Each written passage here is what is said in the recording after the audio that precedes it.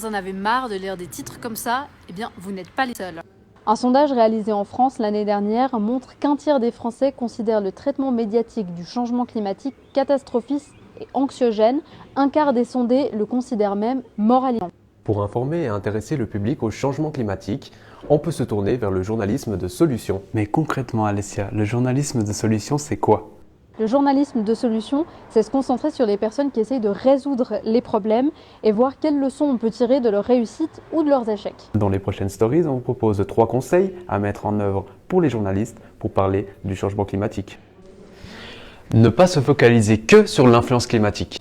Selon des chercheurs américains, il faut aussi parler des personnes qui agissent contre ces impacts. Bon, pas besoin non plus de raconter des histoires bisounours pleines d'espoir. Le but, c'est d'être dans une optique problème-solution. Si on parle toujours des news négatives ou des problèmes, le public finira par se sentir impuissant et se désintéressera du sujet.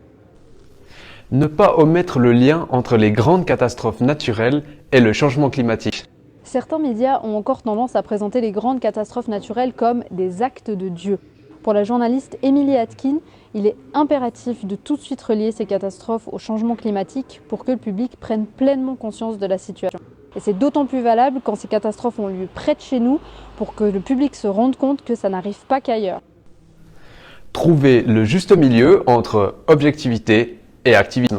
Selon Kamia Razavi, quand on parle de climat, il faut oser prendre un peu position.